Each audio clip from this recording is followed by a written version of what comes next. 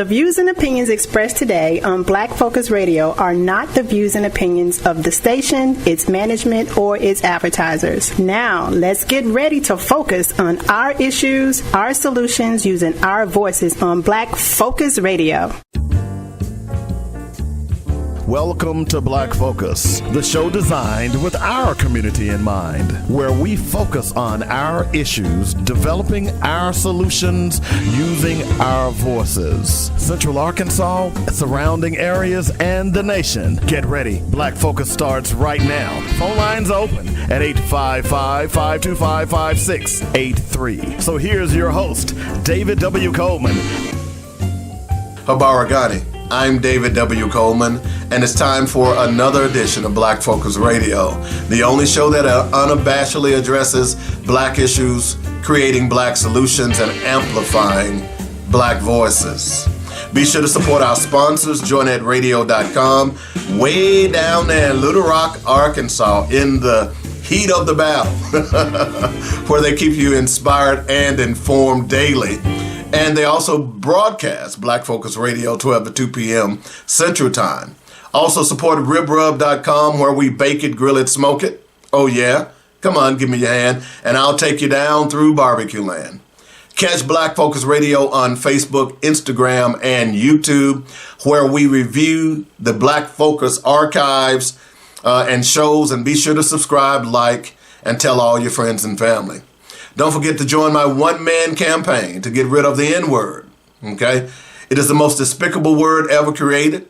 Our rise begins with how we address ourselves, and using a derogatory term created by white supremacists against our own people is a negative, self-fulfilling prophecy. As I like to say, just don't say it, okay? Just don't say it. Now, got a lot of stuff to talk about today. Of course, the Supreme Court ruling that happened last week that has a lot of people up in arms, and rightfully so.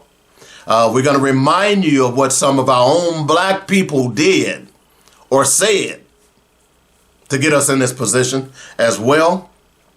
We're also going to talk about South Carolina State.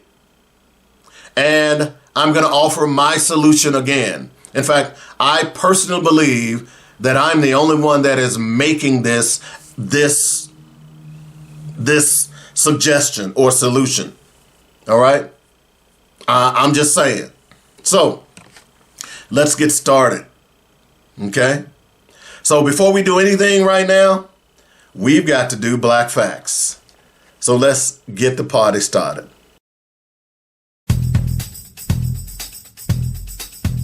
Dynamic Black Facts. Our culture, our history, our people. Today's Black Fact is going to deal with the Montgomery bus boycott. And I think it's certainly appropriate for what we're headed into right now. Because, see, they've forgotten. They need a stark reminder. And we're going to give them one. Okay? The Montgomery bus boycott was a political and social protest campaign against the policies of racial segregation on the public transit system in Montgomery, Alabama. It was a foundational event in the civil rights movement in the United States. The campaign lasted from December 5th, 1955 to December 20th, 1956. When the federal ruling Browder versus Gale, a United States Supreme Court decision, was declared the Alabama and Montgomery laws that segregated buses were unconstitutional and took effect. Before the bus boycott, Jim Crow laws mandated that racial segregation of the Montgomery bus lines. As a result of this segregation, African Americans were not hired as drivers. They were forced to ride in the back of the bus and were frequently ordered to surrender their seats to white people, even though Black passengers made up 75% of the bus system's riders. Many bus drivers treated the Black passengers poorly beyond the law. African Americans were assaulted, shortchanged, and left stranded after paying their fees. The year before the bus boycott began, the Supreme Court and Warren Court decided unanimously in the case of Brown versus the Board of Education that racial segregation in schools was unconstitutional. The reaction by the white population of the Deep South was noisy and stubborn. Discontented white Southerners joined the White Citizens Council as a result of this decision.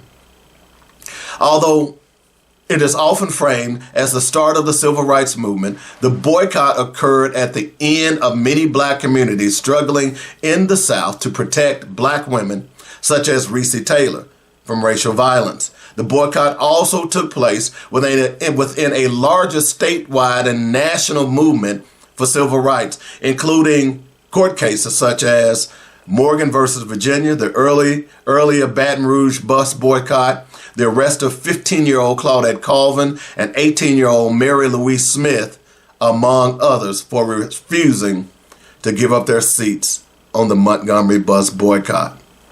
Under the system of segregation in Montgomery, on the Montgomery buses, the 10 front seats were reserved for white people at all times. The 10 black seats were supposed to be reserved for black people at all times.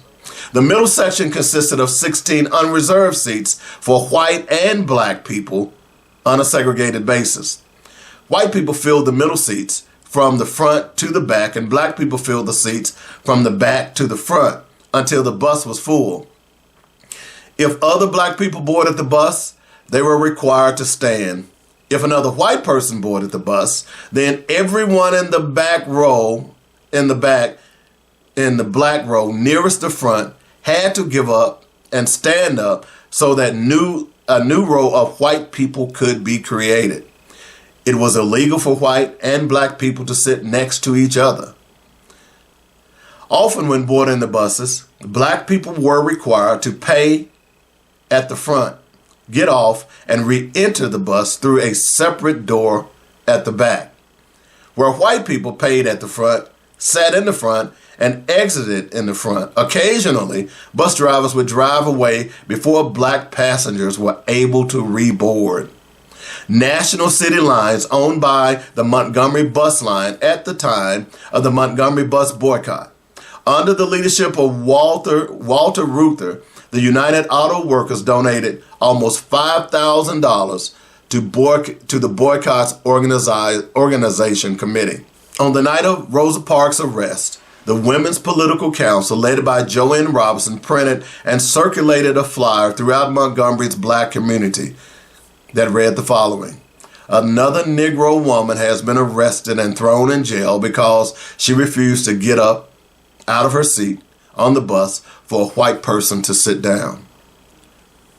It is the second time since Claudette Colvin's case that a Negro woman had been arrested for the same thing. This has to stop. The next morning, there were meetings led by New Montgomery Improvement Association head Dr. King, where a group of 16 to 18 people gathered at Mount Zion Baptist Church to discuss boycott strategies. At the time, Rosa Parks was introduced but not asked to speak, despite a standing ovation and calls for the crowd for her to speak.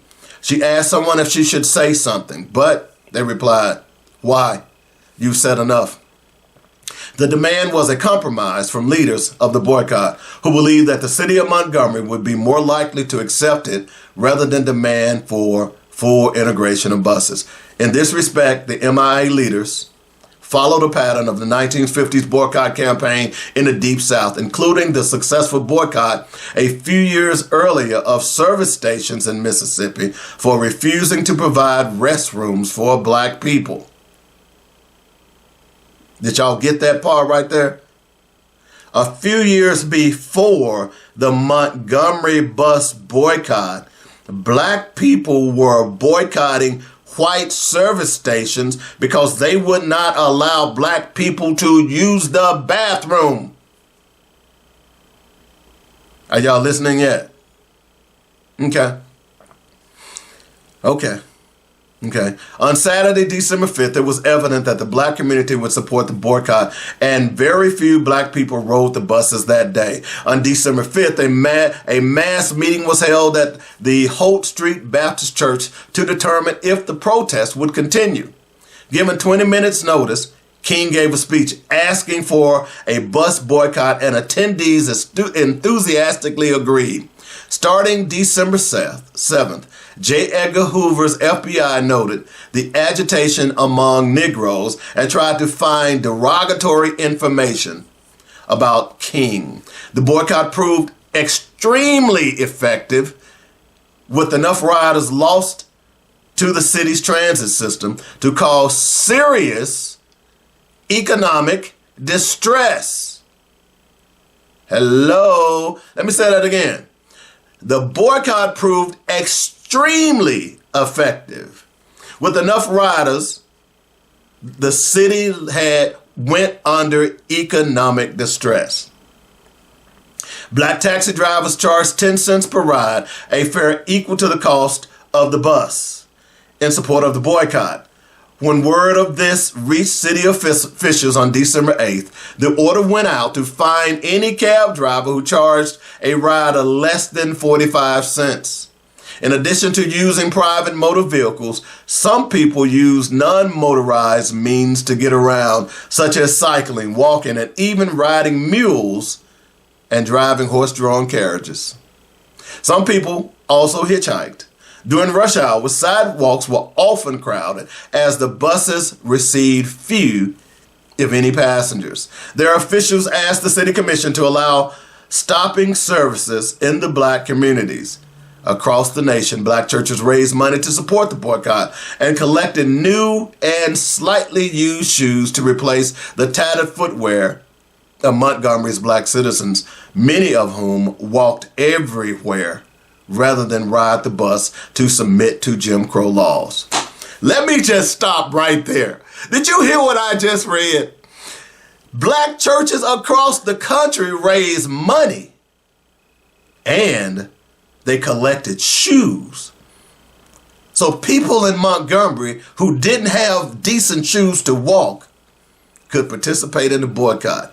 My, what has happened to the black church? Where y'all at today? In response, opposing whites swelled the ranks of the White Citizens Council, the membership of which doubled during the course of the boycott. The council sometimes resorted to violence. King's and Abernathy's house was firebombed, as were 4 black churches. Okay? Boycotters were often physically attacked. After the attack at King's house, he gave a speech to the 300 angry African Americans who gathered outside. He said, "If you have weapons, take them home. If you do not have them, please do not seek them.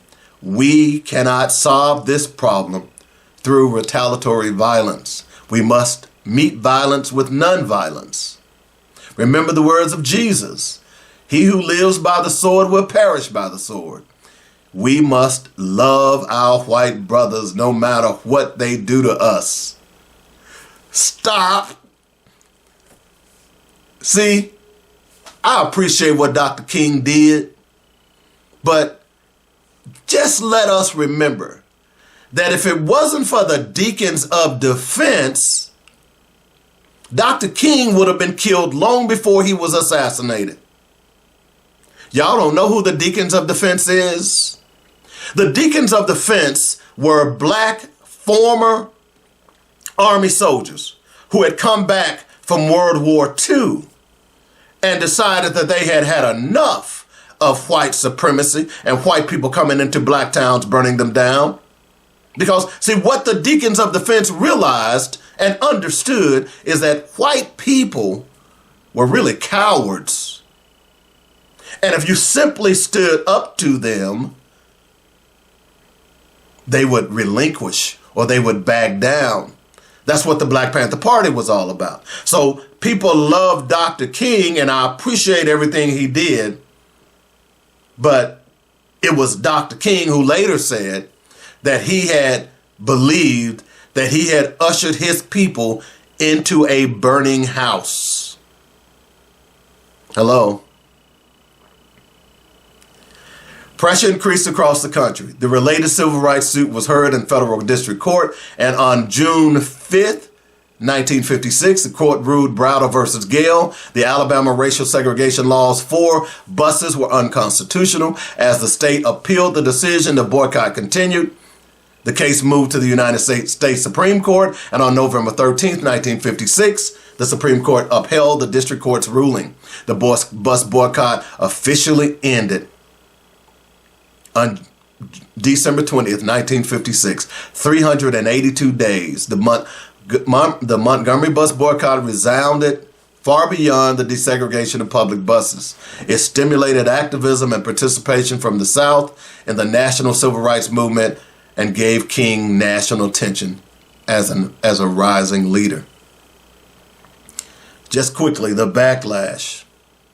White backlash against the court victory was quick, brutal, and in the short term effective. 2 days after the inauguration of desegregated seating, someone fired a shotgun through the front door of Dr. King's house.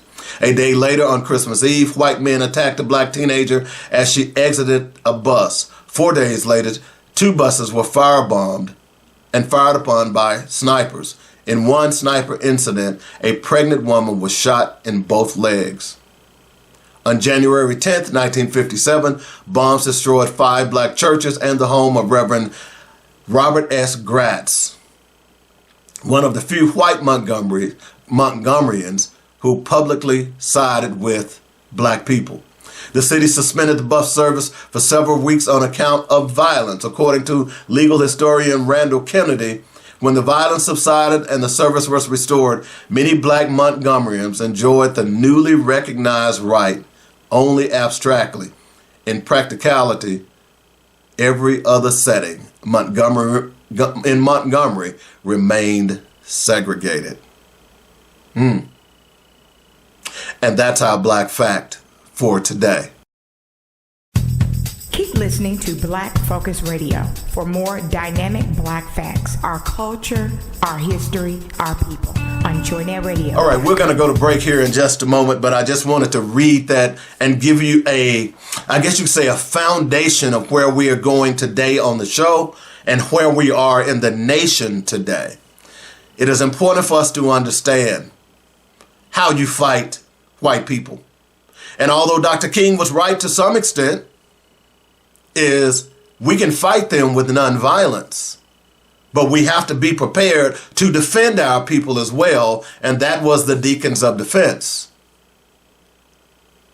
So today I want to stress to you that we need to be nonviolent, but we also need to be ready to defend our friends, our family, and our ways of life. Back in a moment. Black Focus Radio today is going to be on fire. It's our issues, our solutions, our voices, right here on joynetradio.com. Hey friends, David W. Coleman here for Coleman's Dynamic Products and ribrub.com. That's RIBBRUBB.com. It's where you will find the best dry marinade for baking, grilling, and smoking your favorite meats and vegetables. We're gearing up for a very busy season, so I want you to make sure you take advantage of the great sale we've got going on right now. It's the Coleman's Dynamic Gift Box. It comes in 3 great flavors: hot and spicy, original, or scorching, or a 4th combination box. What is a Coleman's Dynamic Gift Box? Well, I'm glad you asked. You get 3 bags of Coleman's Dynamic Rib Rub, 3 bags of Coleman's Dynamic Rib Nuts, a bag of Coleman's Dynamic Fry Dust, and of course, you get a bottle of rib juice, pepper juice, and rib dust. You can't beat that. Order a Coleman's Dynamic Gift Box today and get a digital copy of the Coleman's Dynamic Recipe Book. Don't forget to like, share, and subscribe. Now is the time to place that order for Coleman's Dynamic Gift Box before the holiday rush. And remember, bake it, grill it, smoke it. Oh yeah, at ribrub.com.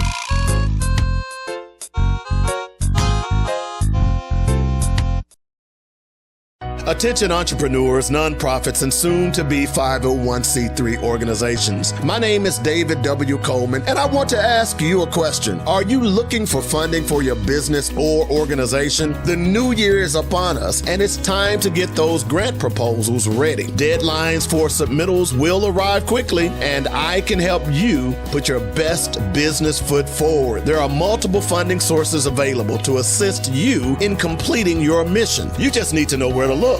If you are new to proposal writing and need tips on where to search for funding, this seminar is for you. I'll help you demystify some of the myths relating to grant writing. I'll give you great proposal writing tips to help you get your submission in the A-pile. I'll point you to funding sources that most people ignore when pursuing assistance. It doesn't matter if you are new to the game or a veteran in this space. I have no doubt there is information you can utilize to get the dollars flowing to your business or organization. This is not a get-rich-quick scheme, but tried and effective methods to be successful. If you want to know more, respond with the word grants in the comments below, and I will send you information on the very next Grants and Federal Assistance Seminar. In the meantime, keep looking for that funding, and I'll see you at the next Grants and Federal Assistance Seminar.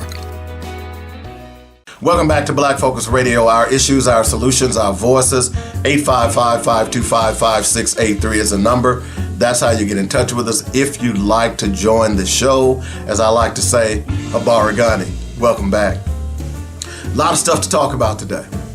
I wrote down a lot of stuff I want to address, and I usually have it in an order. If you all don't know how people format a show, I do it in what I call blocks. Block 1, block 2, block 3, and it's all the way up to 6 blocks. The 6th block being the last part of the show.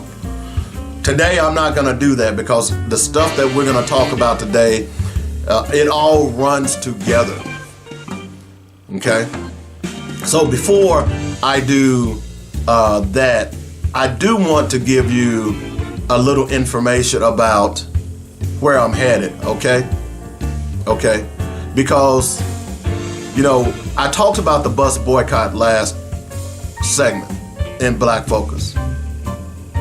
And people, like I tell people, those who don't know their history are doomed to repeat it. And part of the reason that they haven't wanted us to study our history is because they don't want us to use the terms or the things that we did then to get equality today. They don't want us to do that. So it's important for us to make sure that we are, number one, studying our history and making sure that our children understand the power of our history. So let's talk a little bit about what happened in 2015. It's important because I truly believe that this is the solution.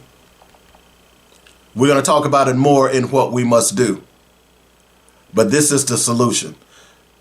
Let's go back to 2015 at the University of Missouri and talk about Jonathan Butler and the Missouri strike. If it wasn't for Jonathan Butler and the football team at Missouri, the racism on that campus would have continued. It would have continued. So here we are today, back in the middle of this mess. Later on, I'm going to expound on what Missouri did. So y'all stick and stay for that. I want to talk a little bit this segment about what happened at South Carolina State. If you've been listening to this show for any stretch of time, I've been showing you the billions of dollars that that is owed to HBCU land grant colleges by states. Arkansas, Tennessee, Mississippi, Missouri, South Carolina. All of these states that have HBCUs, they have been underfunded for decades. And the irony is that when Tennessee State started complaining, the white state legislature decided that they were going to try to defund Tennessee State, run it out of business. Part of the reason that the problems that Tennessee State was having, the financial problems, were in fact because they've been underfunded for decades by the state legislature. And you can go all across the country where HBCUs and land grant colleges are. By the way, there's a Forbes article that I've read from multiple times about this particular issue. Okay? So, that brings us to South Carolina State. HBCU, very popular. It graduates doctors, lawyers, nurses, you name it, just like many HBCUs. For whatever reasons, their president decided that he was going to allow the lieutenant governor to speak at this year's commencement ceremony. The lieutenant governor to speak at this year's commencement ceremony. Now, maybe you all weren't following this story, and unfortunately, you should have been, but the black students protested. Now, the lieutenant governor is named Pamela Everett. Pamela Yvette. Let me get her name right. She's running for governor. She's white. Nothing wrong with that. Here's where the problem is. Pamela Yvette is a staunch MAGA loyalist. So what does that mean to black people? That means that, number one, you're a bigot, you're a racist, you hate immigrants, and you hate anybody of color, and you have a white supremacist mentality. White is right, black get back. That's what it boils down to. She had the unmitigated gall to want to go and speak at South Carolina State at HBCU. Okay?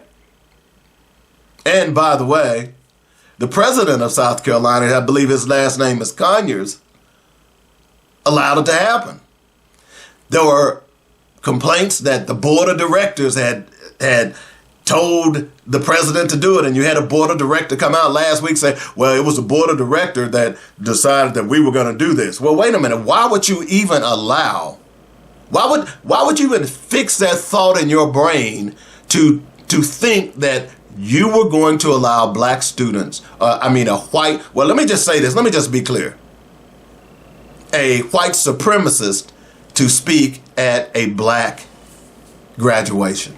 You see, from what I understand, you always should have someone who's going to speak truth to power at graduations, who's going to motivate you for the future.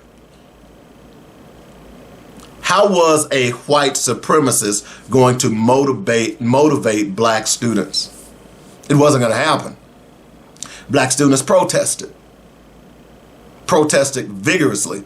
Even that lieutenant governor, Pamela Yvette, the white supremacist, didn't respect those students enough. She called them a mob. That's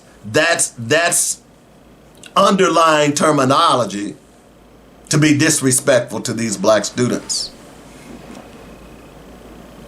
So, finally, the South Carolina brass relented. South Carolina State brass relented and said she's not going to speak. But here's the problem, and I'm going to read a paragraph to you. And it was written by Elgin Spates, Sr. Let me just read this to you. Great job again by students of South Carolina State University. You stood up for what you believed in. You protested peacefully with nonviolence and no property damage. I'm, however, still waiting for an apology from Lieutenant Governor Pamela Yvette. and calling these students a mob. Also, state's president, Conyers, needs to apologize as well. Instead of making the message of why you rescinded your invite as a safety concern, just admit you made a poor choice. Don't put this on the kids like they were threatening to do something to her. None of those kids made any threats of violence. You made a poor choice. Own it. Apologize, and then we move on. You get this, right?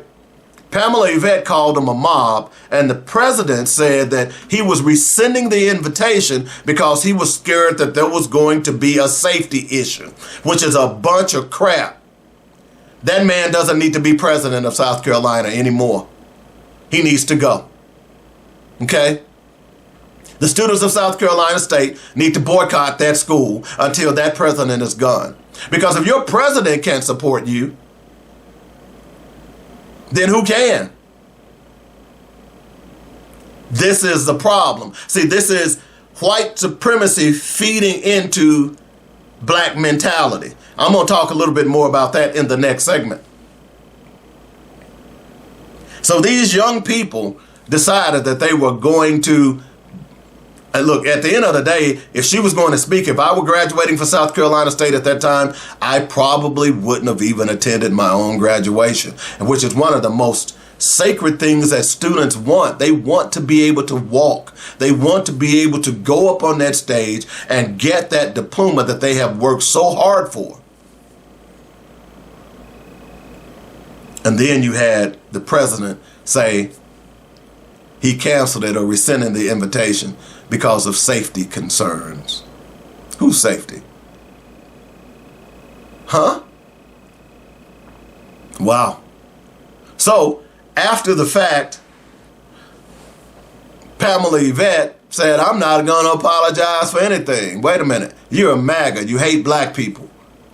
Your policies hate black people. I'm hoping, I don't know who's running against her, but I'm hoping the people of South Carolina is going to vote against her at this point. Don't think it's going to happen because South Carolina is a racist state.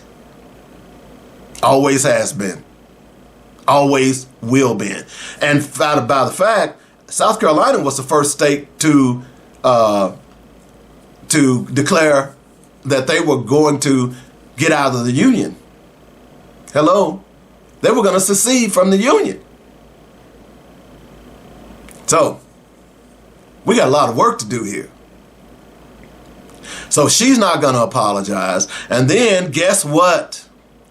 The state legislature decided, or at least they're seeking ways to defund South Carolina State. Now, let me just be clear. Remember that Forbes article that I talked about? You remember that? Where black colleges have been underfunded for decades. You've already been underfunding South Carolina State. And now you're talking about you're going to defund them? I know why the president invited this woman, because see, the problem is this, it's twofold, is that we are so dependent on white people and white dollars that we will capitulate. We will undermine our own personal values for money, even though that money that is going to the state legislature in part is our money too, because black people pay taxes. And don't give me this mess about white people pay more taxes than black people. Because guess what? When I go to the store and buy a loaf of bread and I have to pay that tax on that bread, guess what? That's the same tax that white people are paying. So we're paying equal amount of taxes.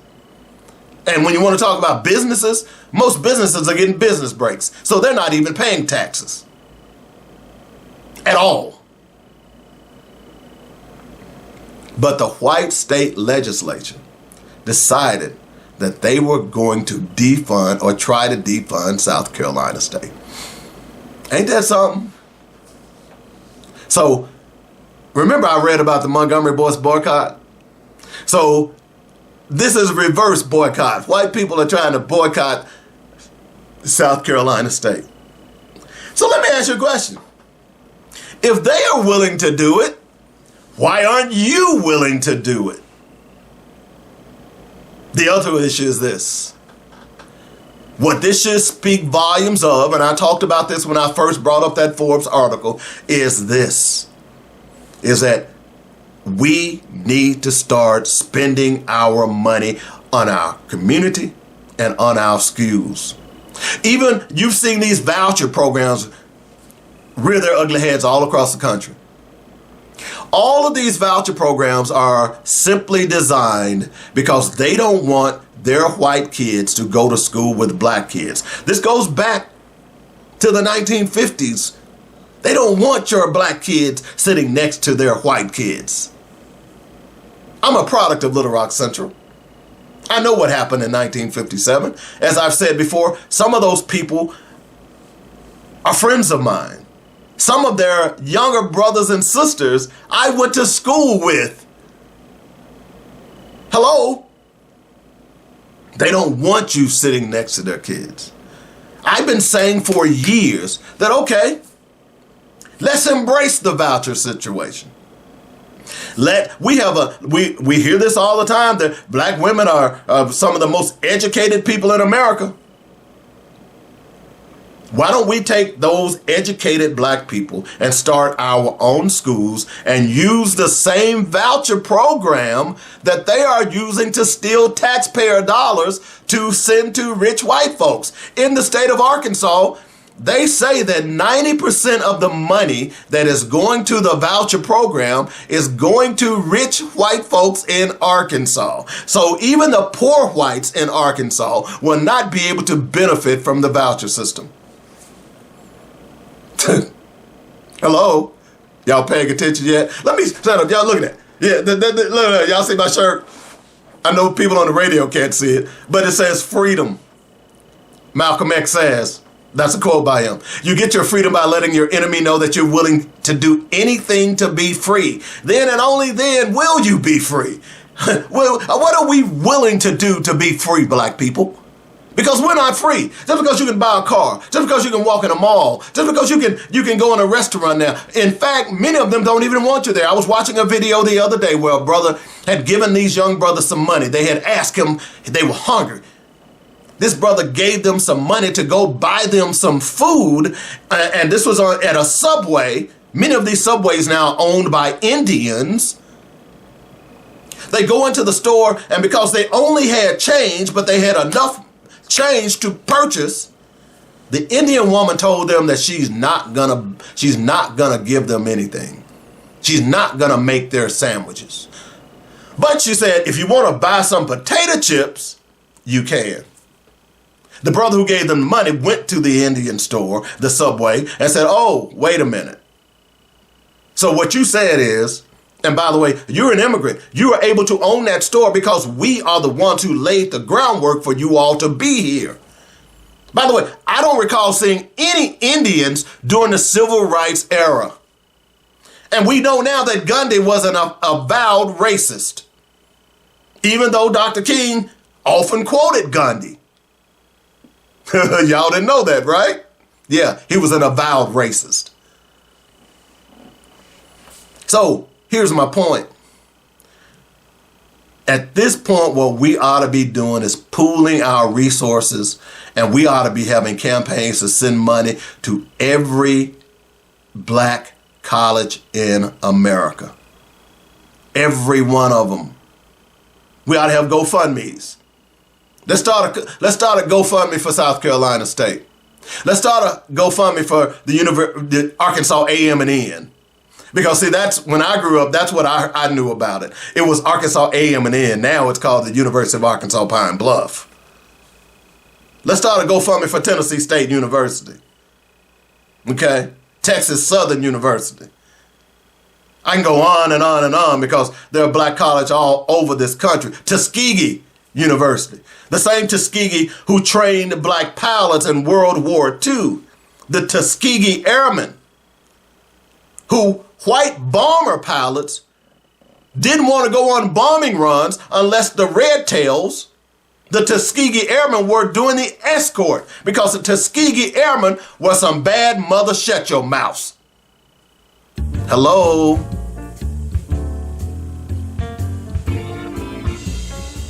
It's time, folks. So for South Carolina to decide that they're going to try and defund South Carolina State is an abomination. But we shouldn't be surprised. White people are white peopling. That's what they're doing. They're white peopling. And at the end of the day, it's time for us to stand up. We're not going to let this happen. We're not going to let this happen. Now, I know what you're thinking. You're saying, well, Dave, wait a minute. You hadn't even talked about the Voting Rights Act. We got all next hour to talk about that. We're going to get to that. But this is the foundation of where we are right now and how we got to the Voting Rights Act, or the strike down of the Voting Rights Act. This is crazy. So, all right, let's take a break.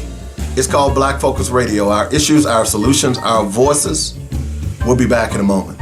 Barbecue season is here, and you're still using that 99-cent goop full of chemical derivatives and high fructose corn syrup for your sauce? Stop, please. Get to ribrub.com now and save your next cookout with an array of all-natural rubs and sauces. Start with the Dynamic Rib Dust for seasoning and the Dynamic Rib Rub for flavor, and top off your grilled or smoked masterpiece with Dynamic Rib Juice. Don't forget the Dynamic Pepper Juice for just the right kick for those chicken wings. One other thing, you've got to try the delectably delicious Dynamic Rib Nuts. Can't decide? Order a Dynamic gift box and satisfy all of your cravings. Come on, give me your hand and let me take you to barbecue land at ribrub.com. That's RIBBRUBB.com, and we'll show you how to bake it, grill it, smoke it. Oh yeah.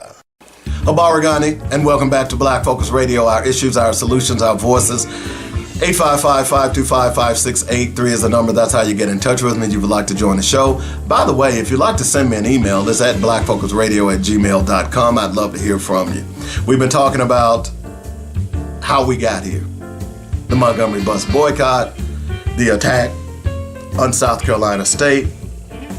This segment, I want to take a brief moment to talk about what's going on in South Africa right now, and I'm going to make sure that we incorporate some other things that are happening.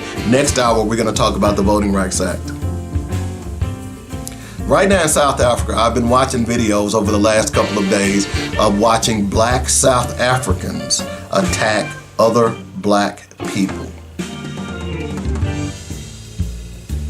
Let me say this again. I've been seeing black South Africans attack other black people. The majority of these black South Africans are from the Zulu nation, from what I can determine and what was said. My question is, wait a minute. Why are you attacking black people from other African nations? Ibrahim Traore has done yeoman's work to unite black people across the entire continent of Africa. And here you have the Zulus attacking black people from other nations. I didn't see where you were attacking you weren't attacking Chinese, who owns a lot of your property there. I didn't see you attacking Afrikaners, who has had their foot on your necks for over 300 years. You were attacking black South Africans. Makes no sense to me. You see, Americans think that white supremacy only affects black people in America. You see, white supremacy is a global disease. We've seen it all around the world. We saw it happen with apartheid. We saw it happen in Australia. We saw it happen in South America. We saw it happen right here in America. White supremacy is a global disease. So, are you mad at other Africans who look like you because they're coming to your area to make it better? You see, what you all don't understand, my Zulu brothers and sisters in South Africa, is that there were people, black people that looked like me, who were supporting your fight against apartheid. So what you're saying to me, Zulu man or woman, that if I move to South Africa looking the way I do as a black man, that you would attack me and threaten my life? Yet you won't do that to the white supremacists, the Afrikaners, the Dutch, who has maimed, raped, and killed your people for hundreds of years? Is that what you're saying to me? It's kind of like when Massa says he's not feeling well, and the head slaves say, Massa, we sick? Yeah, y'all all are sick. Which brings me back to America. Because next hour we're going to talk about the Voting Rights Act. But I just want to take a moment to mention just a few people. Candace Owens, Van Jones, Charlemagne. I'm not going to call him by his avowed nickname because he's by far no deity. Trick Daddy, Ice Cube, Killer Mike, Nick Cannon, and Snoop Dogg. Let me just start with Trick Daddy because I found this just fascinating. Okay? You know, a couple of weeks ago, Trick Daddy, which I still hadn't figured out, why the heck would the Deltas invite Trick Daddy to perform at one of their events? He was so bad and so disrespectful, they ended up having to kick him off the stage. But Trick Daddy seems to be a little upset with Polo. Now, why is Trick Daddy upset with Polo? Because he's trying to get a sponsorship from Polo, and he uses Polo and wears Polo, and Polo, Trick Daddy says he asked Polo for exclusive gear because he believed his music helped their sales. But instead, the brand told him to stop mentioning him in their songs. You see, Trick Daddy, Polo was around long before you came about. I remember back in the day, people used to want to wear a polo shirt. That was when brothers first started wearing pink. They would get a pink shirt with the Polo logo on it. That was supposed to be status. So Trick Daddy thinks that a brand that's been around for decades, that his gutter music was going to help them sell. And Polo said, see, dog, we wish you would even stop using our name in your music. Boom! Wake up call. Tommy Hilfiger told us that I don't really make clothes for black people. They buy them, but I'm paraphrasing here, but I don't really make clothes for them. He didn't want you to wear his stuff. But what did black folks do? Oh, let me go get some Tommy Hilfiger. How much money has those people donated to HBCUs? How much money has Polo, Yves Saint Laurent, Tommy Hilfiger, all these designer things that y'all are wearing that you think gives you status? How much money are they donating to HBCUs? I remember the basketball player that played in Milwaukee who wanted to go in. No, was it a basketball player? No, it was a rapper who wanted to go in and go buy some jewelry. And when he got to the place, knocked on the, these jewelry stores, they have the doors locked. And when he got there, come to find out that guess what? They wouldn't open the door. Egad. And then when they found out that he was this famous rapper, instead of saying, oh, hey, my brothers and sisters, this store is racist. Don't spend your money here. He went and spent thousands of dollars when they finally realized that, oh, he going to spend some money with us. He spent thousands of dollars with them. And his argument was, I wanted to prove to them that I could spend my money I had enough money to buy their stuff. Massa, we sick. We sick.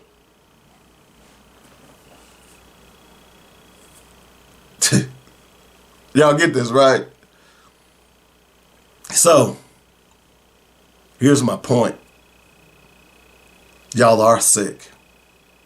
Because see, those names that I named earlier, Ice-T, Killer Mike, Killer Mike back in the day, he was arguing about how you shouldn't use your vote on Kamala Harris because she's black and she's a woman. Ice Cube was saying the same thing. Okay? So was Nick Cannon. Why would you want Nick Cannon as a role model when he's got babies by 5, 6, 7, 8 different women? And y'all put him on a pedestal. And if you notice how white people keep putting him out in front of you, something just came in my head. Have y'all heard the story of Mike Vrabel? Mike Vrabel was a former head coach of Tennessee Titans. He is now the head coach of the New England Patriots. He was caught in an affair with Diana Rossini. Okay? He didn't lose his job. Remember the black coaches that were caught in affairs with some of their counterparts? They all were surreptitiously fired. Hello? They not like us, and they don't like us. You got a president right now who's a convicted felon. Name a black person who would have gotten that position under the same circumstances. Sued by a 13-year-old that he allegedly raped. They're not like us. Name a black person who could have been in that situation. So Killer Mike now is calling that we need to come together. We need to get to the polls, and he's put out this clarion call that black people need to do this and black people need to do that. And he is getting cooked. And rightfully so. It's kind of like the people that attack LeBron. It still boggles my mind that LeBron, but see, I'm not talking about sports, but see, this is the sickness that we have in our community. Here's a young man who came out of college, out of high school. He didn't have a father, a legitimate father who took care of him, raised by a single mother. Came out of high school, went to the pros, immediately became a superstar, has been a superstar.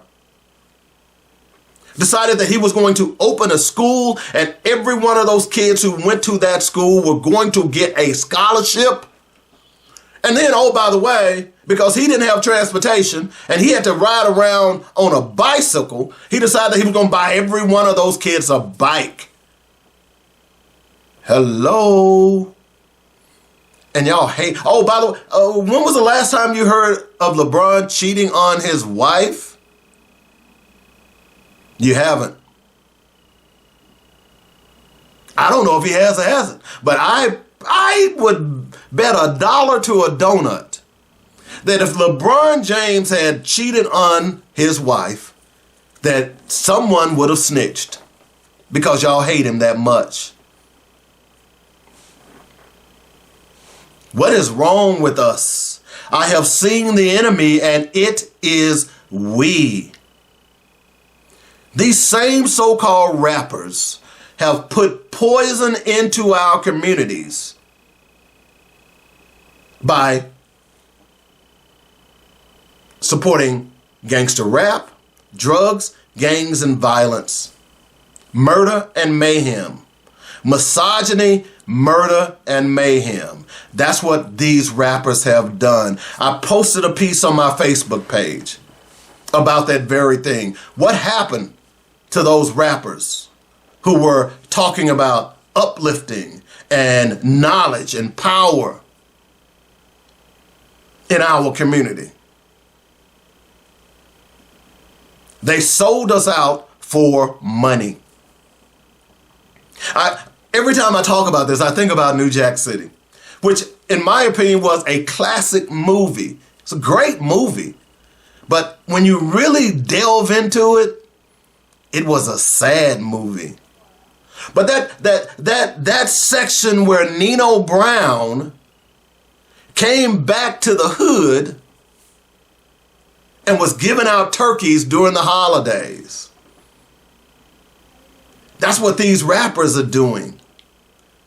They're sowing drugs and violence to make money. And they're making money not for just themselves, they're making money for 80% of the record industry is owned by white people. 75% of the record industry is owned by Jews. The same people who won't even let their children listen to that music. And these so-called pseudo-intellectuals, just because you can spit some rhymes to music, and by the way, rhymes that really make no sense. These rhymes don't tell these young brothers to defend your community, not your street, because, it's funny when you go on these gangster streets, they say it's my street, yet it ain't your damn street, because when the police show up, you disappear from your streets. When the black community needs you to defend them, you don't show up. When the KKK decides to march in your neighborhood, on your streets, you don't show up. Hello? But these pseudo-intellectuals like Ice Cube and Nick Cannon and Snoop Dogg, Van Jones, I don't want to forget about him. Van Jones, even when Trump was elected, let's give Trump a chance. See, what y'all don't realize that Van Jones was given millions of dollars by Amazon. Y'all remember that? Oh, y'all don't remember because, see, y'all don't watch the news because you're too busy listening to rap music, the kind of stuff that is poisoning your mind. So, as I close this segment out, I am glad to see that Killer Mike is being destroyed. I'm glad to see that people are remembering his words, because those people that I just named and many others that are unnamed walked around talking about how they're not going to vote for a black person and they're not going to vote for Kamala Harris. And had they done so, we would not be in this predicament we are today with the Voting Rights Act. Think about that. And if you haven't, you should. Let's take the top of the hour break. It's called Black Focus Radio. Our issues, our solutions, our voices. On joynetradio.com.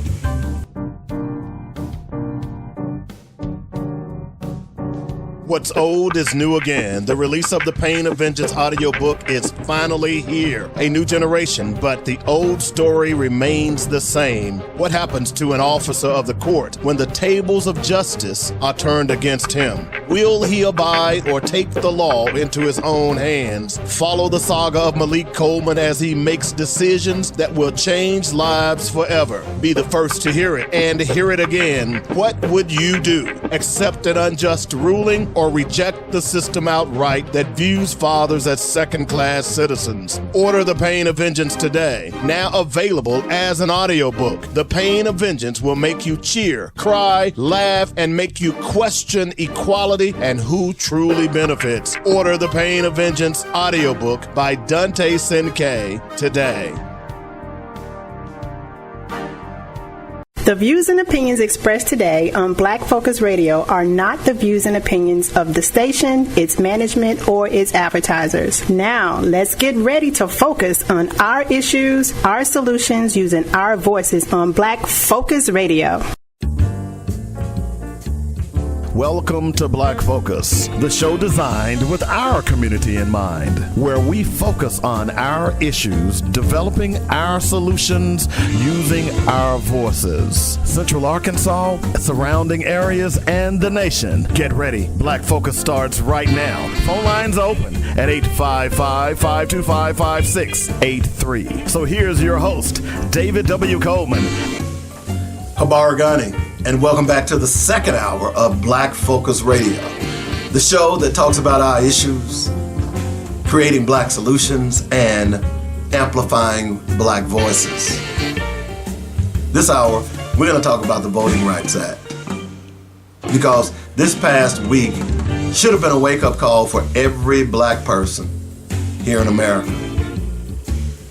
Yeah, let's see. So, if you've been under a rock, maybe you missed it. We're going to talk about this. By the way, let me just start off with a quote. An Ohio Republican is celebrating the Supreme Court's ruling that racial gerrymandering is unconstitutional, calling the practice a violation of law. He says, "I'm a black Republican who currently represents a majority white district in Ohio and is running to represent the majority white district in Congress.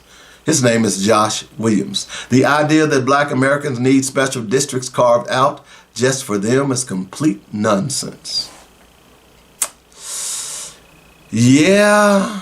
By the way, Hillary Clinton said a Republican president could stack the Supreme Court with justices who will rip away all of the progress we've made. She tried to tell y'all. I'll be honest, I didn't care for the Clintons because I know them personally, but anything was better than Republicans. See, the argument now that, the lesser of two evils, yeah, the enemy of my enemy is my friend, is what you should be saying. And your enemy right now is clearly the Republican Party. Clearly the Republican Party. I want to talk about this other guy from Tennessee. Let me get to that quote because I thought it was fascinating. There was this white conservative in Tennessee, and I guess I really should have, and I'll end with that quote because we got to remember. But I was listening to this white conservative. His name is David French. He says, "I've changed my perception of the lingering severity of race problems.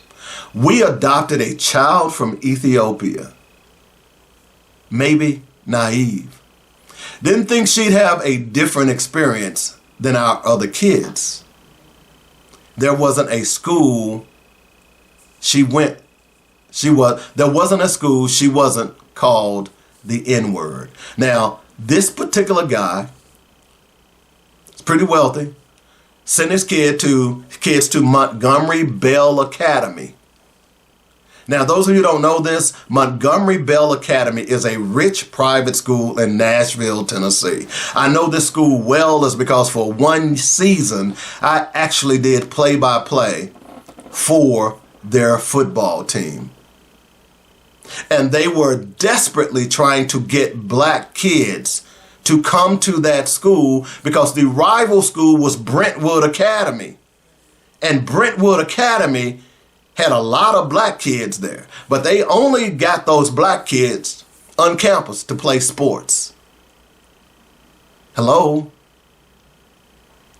So he tells the story of his young black adopted daughter going to Brentwood Academy, and they went to a football game. And see, I know some of the racial overtones that were said about me when I was doing play-by-play for Brentwood Academy. Even though I was on one of the number one sports shows in Nashville at the time. He said when he went to pick up his daughter from a football game, she was shaking, literally shaking. She and one of her friends. That particular friend was Hispanic. And when they got in the car, he asked him, "What's going on? What's wrong with them?" And they told him that there was a truckload of white boys who was screaming racial epithets, speeding towards them as if they were going to run over those girls, and then they veered off. He's now having a come to Jesus moment, saying, I didn't realize how bad it was. Yeah, you did. You just didn't want to pay attention. That's what a lot of these white people have done. These are the same people who held their noses and voted for Donald Trump. Hello? I got to give this quote. If you can convince the lowest white man he's better than the best colored man, he won't know you're picking his pocket. Hell, give him someone to look down on and he'll empty his pockets for you. That's Lyndon Baines Johnson. Now, why is this important? As you know, last Wednesday, the Supreme Court struck down Section 2 of the Voting Rights Act, basically saying that you cannot make districts that are specifically for black people, even though these black people have been disenfranchised for decades. So they're basically saying that you are not going to get any representation. Tough. Claiming that, this country has changed. It's not what it used to be. Clearly, they're not paying attention. 6 of those justices voted in favor of this strike down. Samuel Alito and Roberts have been trying to attack the voting rights for decades. They're on the Supreme Court now. This is a classic example why the Supreme Court should not be lifetime. But that's another story for another day. So, at the end of the day, all of those states, particularly southern states, Arkansas. Well, I haven't heard Arkansas call a special session yet. But we know Alabama has. We know Tennessee has. We know Florida was trying to do some cheating on their voting. Mississippi has. Louisiana has. All of them have called special sessions. Now, Louisiana said it was a state of emergency. So what you're saying, Louisiana, is that black people having representation in Congress is a state of emergency, and you need to call a special session so that you can make sure that they don't have representation? Not a tornado, not a hurricane, but because of black representation, you need to have a special session. Louisiana, by the way, is the same state that just recently passed a law, I believe it was SB 256, to deny Calvin Duncan, a man who had been wrongfully convicted, spent 28 years in prison, became the prison jailhouse lawyer, got out of jail, became an attorney, ran for office, the county court clerk, criminal court clerk, won by 68% of the vote. And the state legislature decided, by the way, the majority white state legislature decided that they were going to nullify those 68% voters and disassemble his seat. In other words, they got rid of his seat. He's now suing the state of Louisiana. You see, the more things change, the more they stay the same. See, white southern states have never, ever wanted black people to be equal. Well, by the way, did you know that the 4 black congressmen who are Republican now in the state, they're about to be wiped out? Their seats are going to disappear too. I heard one of them from Texas last week, trying to pretend like, it's not a big deal. We always should have been voting for people with content of their character, not the color of their skin. Well, if that's the case, have you been paying attention to Donald Trump's cabinet? Linda McMahon, the education secretary, Pete Huck's, what is it? What do they call him? Wine breath? Robert Kennedy? Content of the character? What character? So, there's a lot of people who are upset, and rightfully so. You're seeing black leaders all over the place. If you watched any social media last week,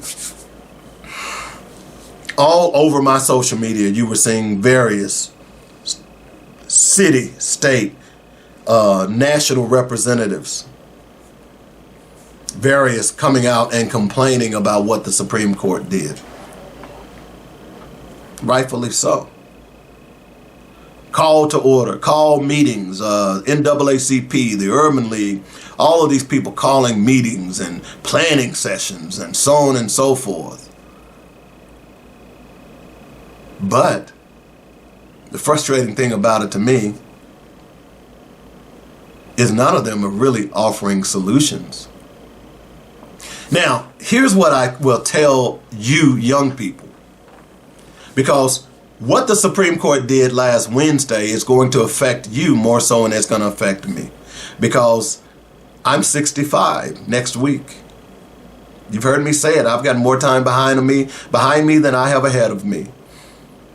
My fight is done. I fight with my voice. Your fight is just beginning. What are you going to do about it? Because this is going to affect you. Those same people, Ice Cube, Killer Mike, Nick Cannon, Snoop Dogg, Candace Owens, Charlemagne, Trick Daddy, all those same guys, this is going to affect you and your children. You all are the same people that said you don't need to vote. Your vote doesn't matter. It does. And you know, I've had, over the last couple of weeks, I've had to think about some things, because I'm going to be totally honest with you. I live in the DC area, but I grew up in Arkansas. Spent 30 years of my life in Tennessee. The South blood runs through my veins. It always will. Although I made my kids promise me that when I die, don't take me back to anywhere in the South. Take me to the Atlantic Ocean, just a few miles from where I am right now, dump my ashes in that ocean, and let them float back to Africa. But here's the one thing that you've got to understand here that you all are not paying attention to, is your kids are going to suffer. And when you tell people not to vote, you see, the one thing that they can't take from you is your vote. And I've been saying this for years, that if your vote wasn't that important, why are they doing so much to keep you from using it? I'm not a Holly Schaffner fan. I've said that over and over on this show. I've said that on other people's show. If you don't know who Holly Schaffner is, she is a white woman who is running for Tom Cotton's seat as a senator in Arkansas. I have reservations about Holly Schaffner, as I do most white politicians these days, because they come to our communities and they want our vote, yet they deliver us nothing. I've said over and over again that we need to start holding their feet to the fire. And how you do that is with your vote. I've said over and over again, those of you who want term limits, you already have a mechanism for term limits with your vote. Only if we would vote in blocks. We have to demand the importance of them coming to our community and making sure that we hold their feet to the fire. Over the last couple of days, and a very dear friend of mine asked me would I like to have Holly Schaffner on my show. I told him I'd get back with him. I don't know that I really want her on my show, But what I will tell you, Arkansans, black Arkansans, excuse me, is that you need to vote for Holly Schaffner. This is one of those hold my nose and saying something. Now, if Holly Schaffner gets into office and she doesn't do what we want her to do, then guess what? We need to vote her out. That's why your vote is important. So when people like Ice Cube and Killer Mike and the rest of those so-called pseudo-intellectual rappers who have sold out our community with gangster rap music tells you that don't vote or your vote don't matter, they're damn liars. They're just as bad as Donald Trump. Because those same people went, I forgot about Nelly. Let's not forget about good old Nelly. Those are the same people who went, what's the little other girl name? I can't even think of her name right now. Shows you how the lack of importance she is in my life. It's time for us to stand up. And it's time for us to say, we're not going to take this anymore. And this Voting Rights Act, and Elena Kagan, who was one of the dissenters, was very interesting. Okay? She was very interesting because she talks about just how bad this ruling was. She makes the point how bad this ruling was. Think about this. They're rigging the elections to silence you. I saw something, and I'm sorry I can't quote it, about the Electoral College. Is there a way that states could get rid of the Electoral College? Because the Electoral College is what the problem is. Okay? That's what the problem is. Elena Kagan said, I dissent. The Voting Rights Act is, or now more accurately was, one of the most consequential, efficacious, and amply justified exercises of federal legislative power in our nation's history. It was born of the literal blood of Union soldiers and civil rights marchers. It ushered in awe-inspiring change, bringing this nation closer to fulfilling the ideas of democracy and racial equality. And it has been repeatedly and overwhelmingly reauthorized by the people's representatives in Congress. Only they have the right to say it is no longer needed, not the members of this court. I dissent, then, from the latest chapter in the majority's now completed demolition of the Voting Rights Act. Hello? Franklin Delano Roosevelt spelled it out clearly in 1944. There is no other side to basic voting rights. When any party tries to win by purging voters, closing polling places, gerrymandering, or drowning people in red tape, that's not strategy. That's an attack on democracy itself. Now let me tell you something. Eleanor Roosevelt had to pull Franklin Delano Roosevelt along when it came to civil rights. Because Franklin Delano Roosevelt was a racist as well, if not for his wife. Are y'all understanding this? You see, I'm not going to sit here and hue and cry about what the Supreme Court just did. Because I know the history of this country. The history of this country is racism.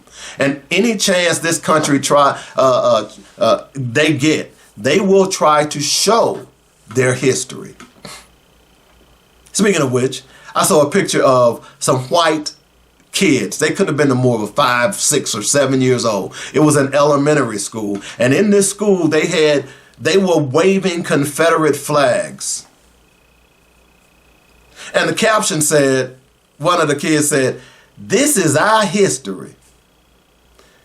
And the post that came to me, A lot of black people were posting and they were upset. And I simply asked the question, why are you upset? It is their history.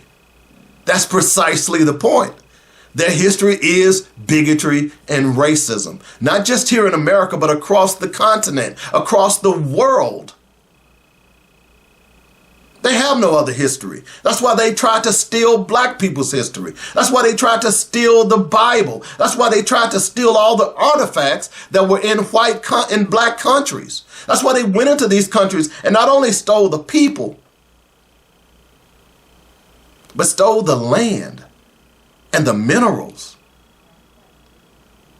Right now, British soldiers, some British soldiers in parts of Africa are impregnating black African women and leaving them. When I saw that article, it's nothing new to me. This is what they've always done. You see, when they show you who they are, believe them. That great quote by Maya Angelou. They've shown us for centuries who they are. But we still have people saying we need to love them. Y'all been loving them ever since you got free. And what you got now? All of the gains that Dr. King fought for are about to go down the toilet. All of them. In fact, they've gone down the toilet. What you got now? All you got is yourself. By the way, black rappers and gang members, when y'all gonna show up? They'd rather lock you away than to give you rights. That's what really this boils down to, ladies and gentlemen. The Voting Rights Act. It's done. What are we gonna do about it? Call a meeting? We gonna march? What do you think that's gonna do? And by the way, what about your white friends? What are they saying? You know, Sally that you bought flowers for her birthday, that probably voted for Trump, who are probably at home applauding this horrible decision by the Supreme Court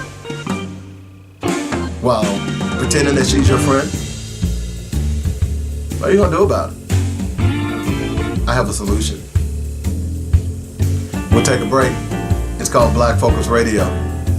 Our issues, our solutions, our voices on joynetradio.com. Back in a moment.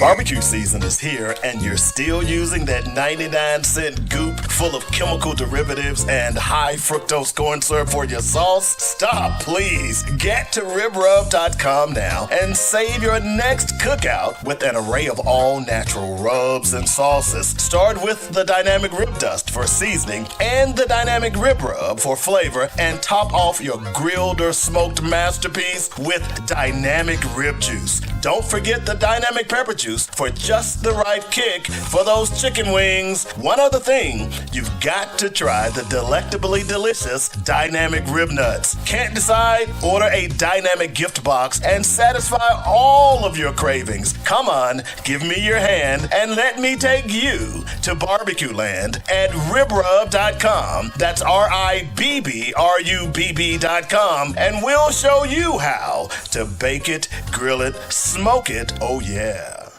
Habari Gsni, and welcome back to Black Focus Radio. Our issues, our solutions, our voices. 855-525-5683 is the number. That's how you get in touch with me if you'd like to join the show. So this hour we've been talking about the Supreme Court striking down the Voting Rights Act of 1965. And there have been a lot of people who have been upset about this. A lot of people. You've seen the NAACP, the Urban League, you've seen state legislators, national legislators, getting to the mic and crowing about what they're not going to tolerate and so on and so forth, and how bad this is and what it's done. You've even seen white people coming out and saying it, and I applaud those people who are making these statements. But the one thing that I haven't heard is how you're going to fix this problem. Yep, we definitely need to get out and vote. More so than ever. There are a couple of ways that you can do it to fix this problem, that is. One is that since Tennessee, Alabama, Florida, Mississippi all have been pushing to and Louisiana have already launched into special sessions to redraw the district lines to get rid of black representation and force taxation without representation on us. My argument is that those blue states now can do the same thing. Like Maryland, the state that I live in right now. California. There are many blue states now that can now go in and redraw their lines and wipe out all of the Republican representation. Excuse me. The question is, will they do that? As of right now, I have not heard Wes Moore calling into the governor of Maryland, calling for a special session to do just that. Okay? So that's one way we can combat it. And what that will show, are white people really on black people's side? All of these blue states who have survived based on black voters, are they willing to stand by black voters now by doing the same thing that these southern states are doing? That's one thing. That's one way they can do it. Okay? The other way is more important. The other way is something that I've been talking about for years. I'm going to continue to talk about it because, see, what's frustrating to me is that as I hear these people complaining about what needs to be done, I'm not hearing anything about the financial part of this. You see, if you remember back in the earlier part of the show, and what we call dynamic black facts, I talked about the Montgomery bus boycott. And the reason that was so critical, and what a lot of people didn't realize, that it just wasn't the Montgomery bus boycott, but there were other boycotts that were instituted by black leaders in the South to make white racists capitulate. I've said this over and over again, that if you want to affect a man's actions, you affect his purse. You see, white people have made billions of dollars off of black misery for decades. And we've just sat back and said, oh, it's okay. We're not going to do anything about it. We're not going to complain. They've made billions of dollars. And we've just been quiet. We spend money at their stores. You know, I told you the story earlier in the show about the Indian lady who wouldn't even take a black man's change so he could buy some food. It wasn't change or short change. It was change. It was quarters. You know, it's like me. What I do is I have this big water bottle of change.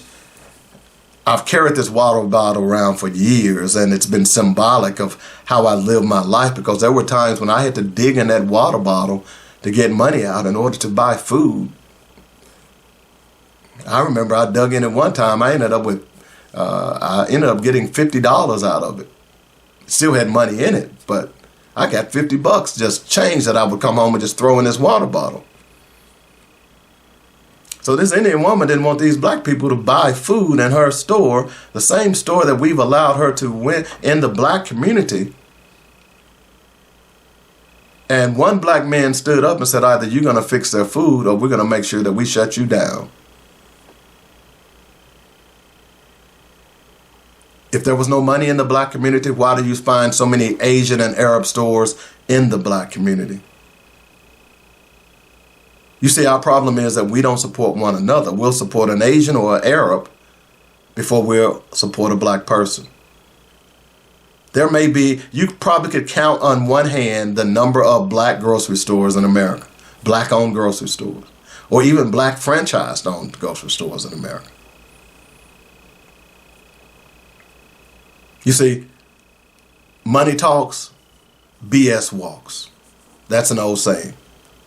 And if you want to affect their pocketbook, more so than any time, this is the time to do it. If I went out on social media right now and asked the question, how much money does black athletes earn for predominantly white universities in football and basketball? If I simply ask that question, can you imagine? Here's an article right here. It says, the National College Players Association. Here's an article right here. The study, how the NCAA's empire robs predominantly black athletes of generational wealth. Now, I'm not going to go and read that whole article, but you can go look for yourself. But let me just read you this story. In November 2015, black Missouri football players boycotted all team activities to protest racial incidents on campus and the administration's inaction. Okay? Like I said, all of these black politicians and so-called black leaders are having meetings over the next couple of days, weeks, to try to figure out what they need to do to solve this problem. We already have an answer. We've seen it put not just in theory, but in practice. See, before 2015, I've been saying this for years. That you want to affect white folks in the South? Stop entertaining them. And then Missouri happened, 2015.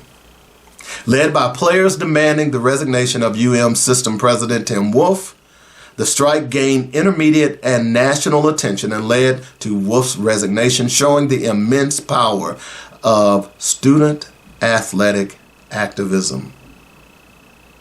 In fact, it took 8 days. Players stood in solidarity with graduate student Jonathan Butler, by the way, who is now Reverend Dr. Jonathan Butler, who is the pastor of Jerusalem Baptist Church in Palo Alto, California, who was on a hunger strike and protested a series of racial incidents at the university. On November 7th, 2015, African-American members of the team tweeted that they would not practice in football activities until President Wolf was removed or resigned. The boycott forced the university to act, as canceling the upcoming game against BYU would have resulted in a $1 million fine and huge financial losses. President Tim Wolf resigned on November 9th, 2 days after the boycott began. Wait a minute. 2 days. On November 7th, the players said, and I will tell you that there was an open date that first weekend.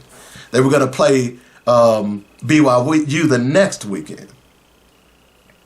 So on November 7th, the players at the University of Missouri said, hey, you all don't fix this, get rid of this bum, then we ain't playing. Now, let me just go back to the dollar amount.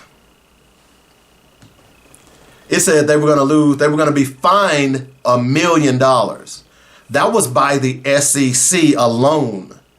They were also going to have to pay forfeiture fees. Okay? They were also going to have to pay BYU. Y'all get this, right? Not only that, the money that they were going to earn by ticket sales was going to have to be refunded. Woo! The money that they were going to earn by parking was going to They weren't going to get that. The money that they were going to earn at local restaurants as people came into town for the game, they weren't going to get that. You know, that money that the waitress was going to make by working on the game day because she was trying to pay her bills, that white waitress or that white waiter or that white-owned restaurant that was hiring little black kids and paying them minimum wage to wash their dishes.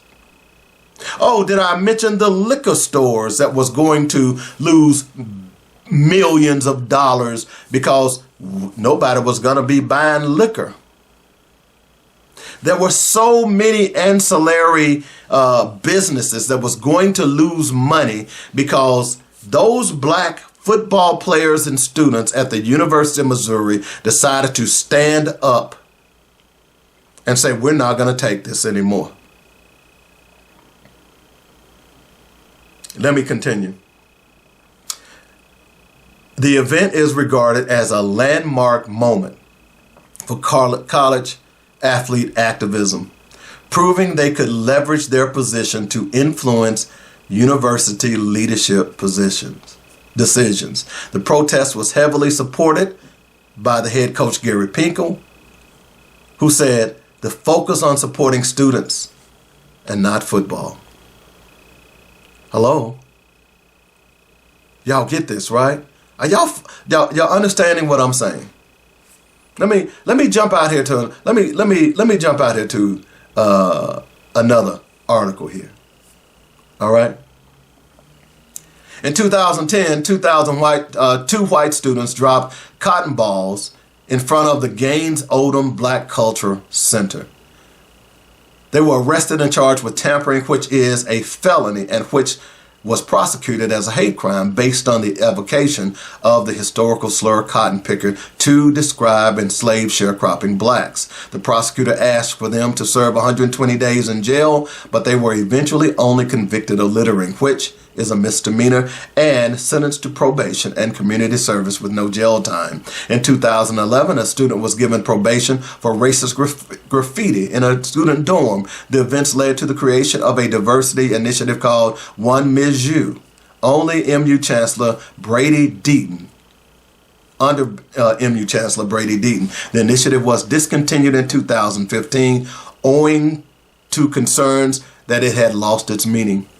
On September 12th, 2015, a Facebook post by a student government president, Peyton Head, described bigotry and anti-gay sentiment around the college campus, which gained widespread attention. He claimed that in an incident off campus, unidentified people in the back of a passing pickup truck directed racial slurs at him. For those of you who wonder why I'm always talking about the importance of inclusion and respect, it's because I experienced moments like this multiple times at this university. It went on and on. They later found that there was a racial slur written in feces on the wall of a dorm.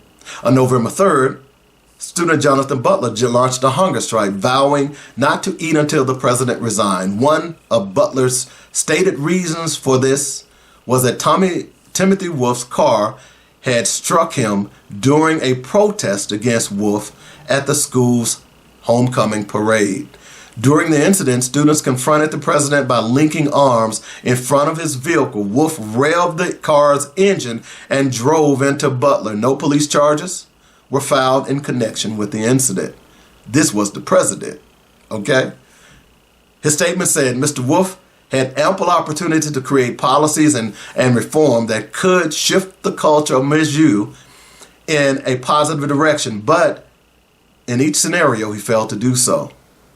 Butler later cited his participation in the Ferguson protest against the 2014 shooting of Michael Brown. On November 7th, with hundreds of prospective students flooding Mizzou's campus for the university's recruiting day, student protesters intervened with a mock tour where they recited racial incidents that occurred at Mizzou beginning in 2010 with the dispersion of cotton balls on the lawn. On November 8th, That's when the football players announced that they would not practice and play against Brigham Young. The protests attracted widespread regional and national media attention. One of Butler's reasons for the hunger strike, graduate students being robbed of their health insurance. In August 2015, the university had issued a statement to graduate students that said the Affordable Care Act prevents employers from giving employees money specifically so they can buy health insurance on an individual market. Hello? Wolf issued a statement on November 8th implying that he would not step down and that he was dedicated to ongoing dialogue to address these very complex societal issues as they affect our campus community. Let me just say something here. Racism is not a complex societal issue. You're either a racist or you're not. You either stand for it or against it. That's not complex at all. When you hear white people say we're going to address these very complex issues, that means that they're trying to figure out a way to satiate their white people and make them feel better. It's not a complex issue. Okay? It goes on and on and on. I think this is important, and this is why I'm really highlighting this. Because you think you don't have a power. See, I tell people all the time, when you go and spend money with a business, every dollar that you spend for them is a vote for that business. Let me say this again. You have two votes, two ways to utilize your vote, by your money and your ballot. Okay? So when you go and spend your money at Target or any of these other so-called stores who got rid of diversity, equity, and inclusion, then you're voting for them. When you send your child to a university, even though that child may be on scholarship, reason that university can give that child a scholarship is because they are getting federal funding. That federal funding are your tax dollars. Your tax dollars. That's your vote. When you send your child to play for one of these universities, like Alabama, Arkansas, Tennessee, Mississippi, Georgia, Florida, Missouri, Texas, any of these schools that have black people who on Saturdays, they can't wait to get out there and cheer for the black kids who gonna score touchdowns and make us feel proud of our university. Those are your dollars. That's your vote. So, there are two ways that you can solve this problem if you really want to. With your dollars, which is in the form of your children who are going to these universities, and your vote. So we've already talked a little bit about the vote. We're now talking about the dollars, which is another form of voting. Because I put out a meme last week that if I can't vote in your state and be represented, then my child will not play in your state. That ought to be the mantra. This is what we started off talking about, is all of these people wringing their hands about, the Voting Rights Act and what the Supreme Court did. Are you going to offer legitimate solutions? Can you offer legitimate solutions? Or are you too afraid to make the statement? I'm hearing all these black leaders come out and say, we got to do this and we got to do that and we need to do this and we need to do that. Ain't none of y'all talking about the financial component of this. That's why I started this show today about the Montgomery bus boycott. Because I've said over and over again that the most powerful weapon used to fight for equality, it wasn't the marching. It wasn't the preaching and speeches by Dr. King and Ralph Abernathy.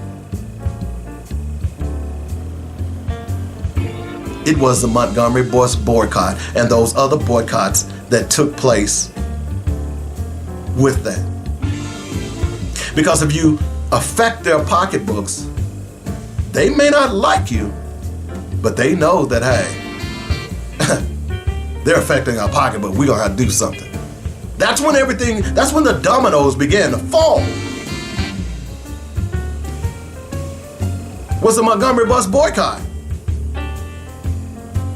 So here we are today, again. Black people, black students, black athletes make billions of dollars for these very universities that don't want them to vote, don't want them to get representation. Let's take a break. We're going to come back with what we must do. It's called Black Focus Radio. Our issues, our solutions, our voices on joynetradio.com.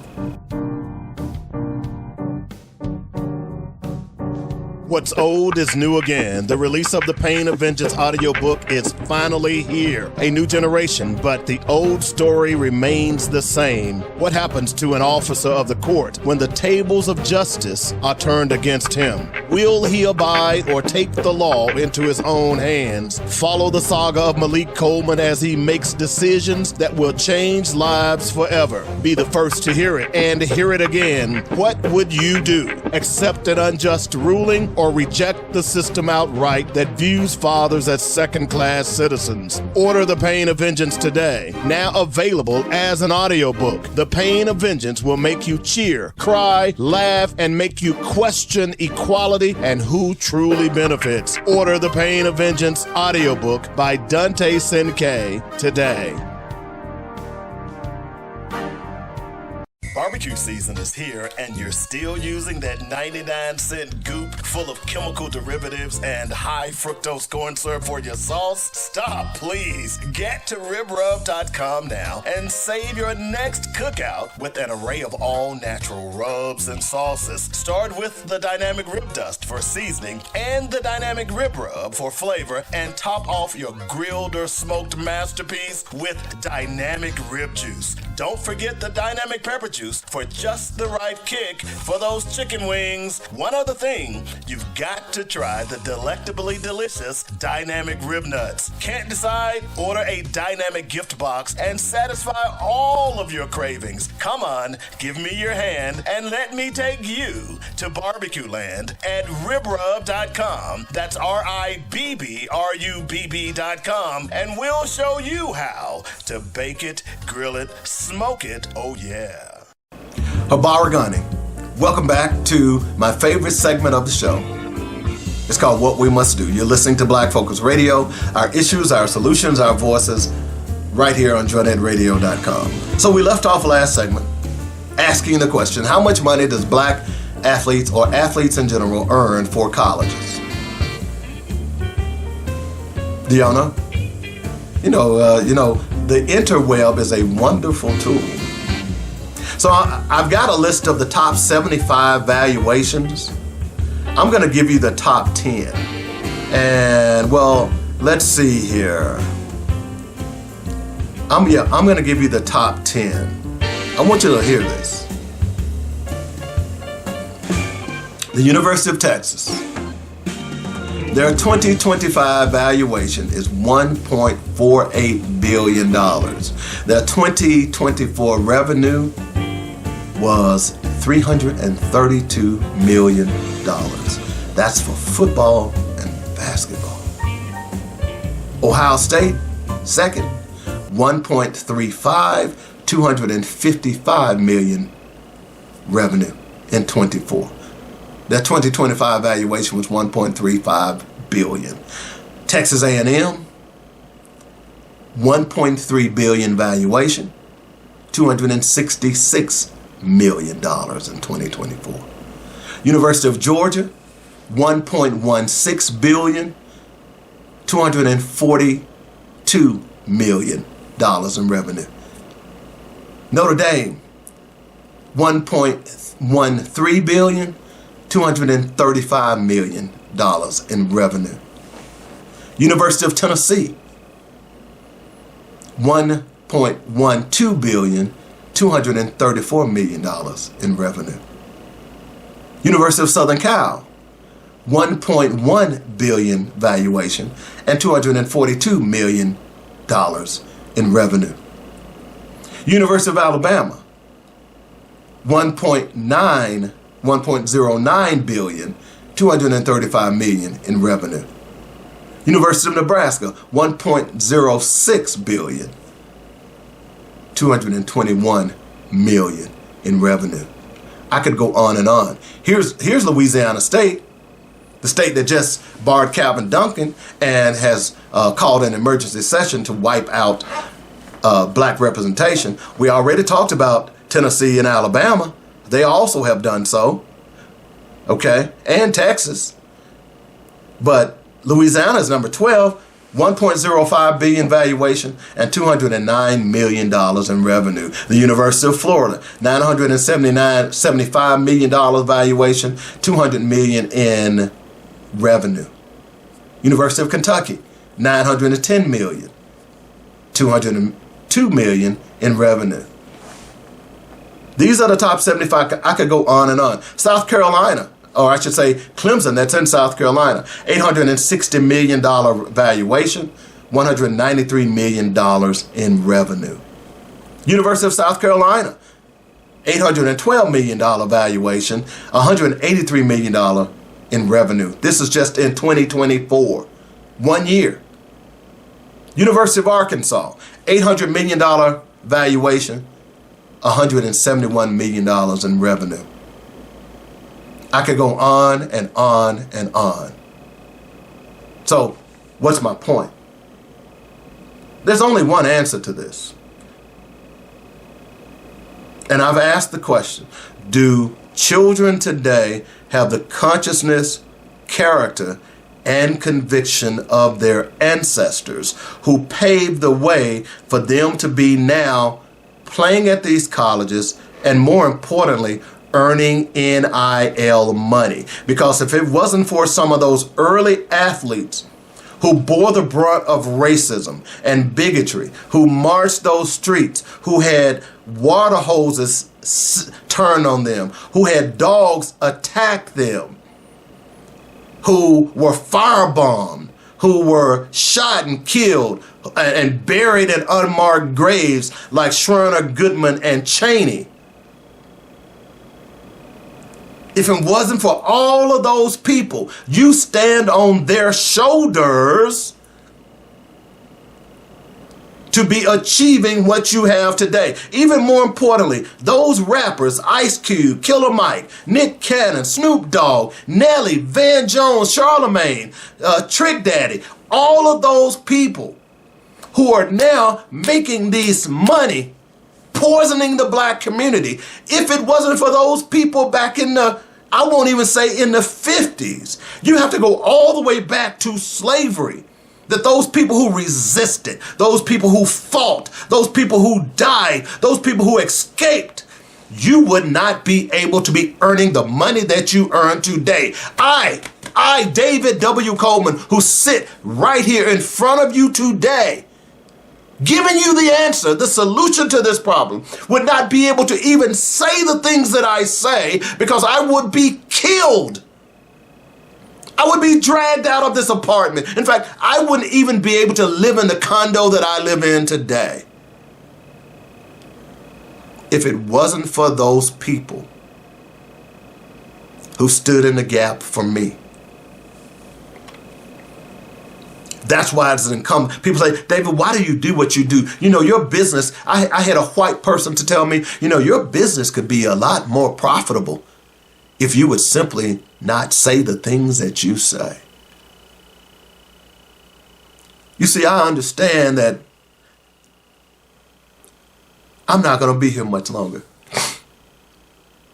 It is incumbent upon me to make sure that the young people that I touch understand how important it is to do the things necessary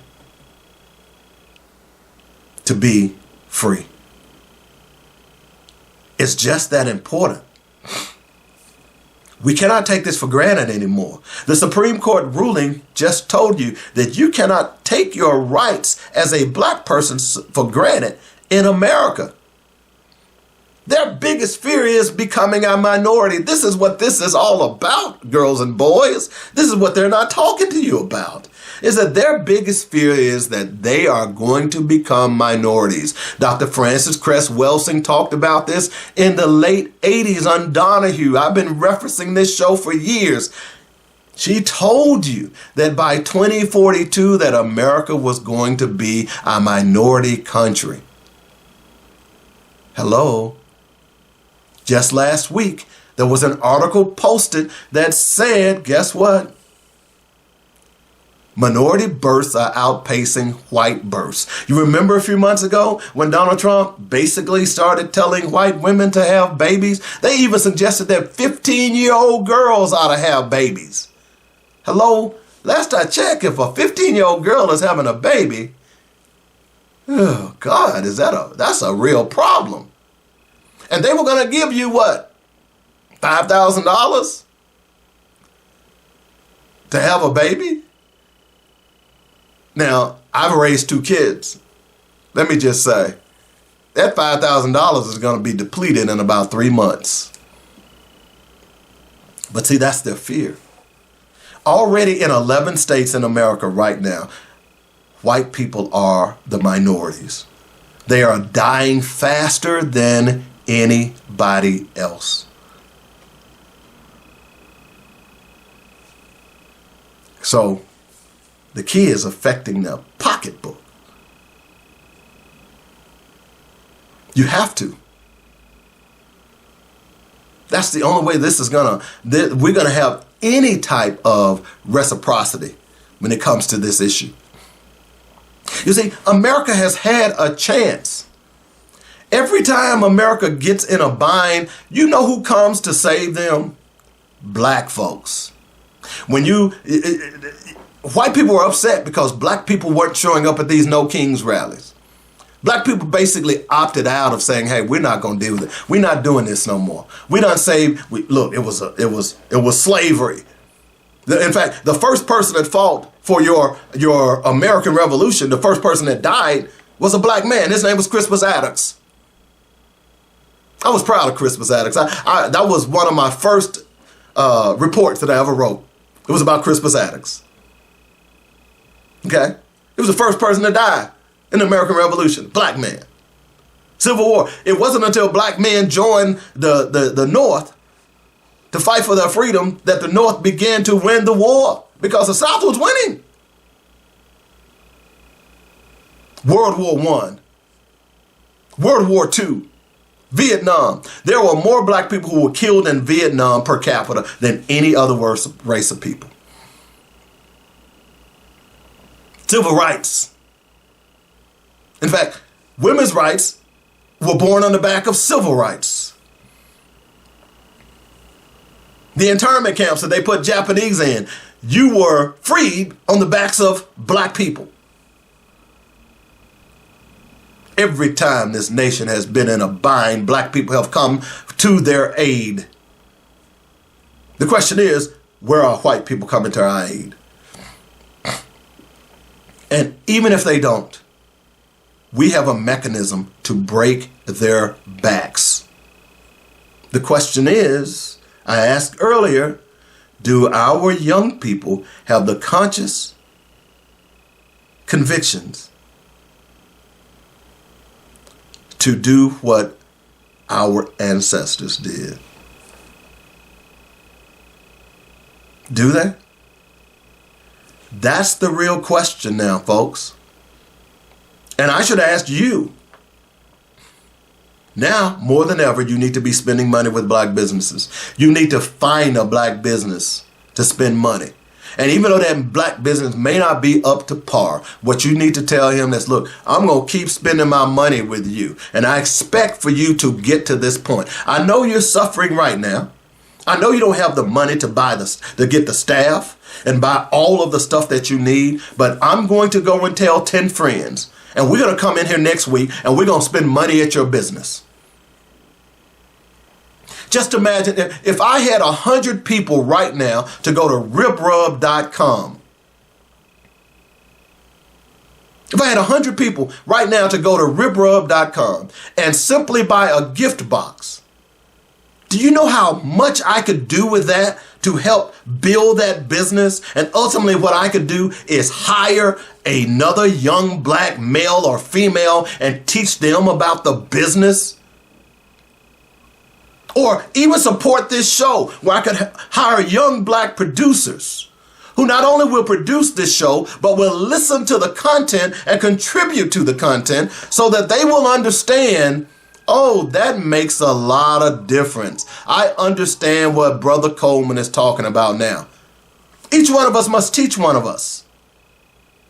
I talk about a lot about legacy and how we can live forever. Because when I hire that young black person to help produce my show, then guess what? The knowledge that I'm dropping on him, he's going to go out and tell his friends or her friends.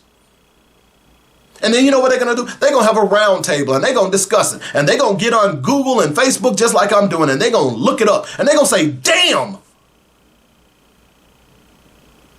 What happened in Missouri in 2015 was the plan. All we need to do is follow it. And all of these black leaders who are having these meetings this week about what they're going to do about the Voting Rights Act and what the Supreme Court has done, if the word boycott these colleges ain't coming out of your mouth, then you are not a damn leader. Because that's how you break them. I gave you those valuations and the money that these colleges are earning off of football and basketball. And let's be clear, I'm not talking about women's basketball because women's basketball ain't earning jack. Those numbers are earned by football and basketball, and the majority of those players look like me. They have melanin. And not only should they be being paid, they should be held to a higher standard that I owe this, what I'm making today, not just because I'm a great athlete, because you're not the first great athlete. There were thousands before you who didn't make one red penny, but they fought. They struggled to make a difference. And it's time for you to do the same. And it's time for our leaders to stop twiddling their thumbs and wringing their hands and saying, woe is me, what can we do? I just gave you the answer. The question is, are you listening? Or are you afraid? You see, that's why so many young people were out fighting during the civil rights era, the youngest being 13. The average age of the fighters during the civil rights struggle was 20 years old. You know why? Because they weren't afraid. And on that note, we have to go. And I gotta repeat the Malcolm X quote. You get your freedom by letting your enemy know that you're willing to do anything to be free. Then and only then will you get free. I wish you peace. Habari Gsni. You've been listening to Black Focus Radio. Our issues, our solutions, our voices on joynetradio.com.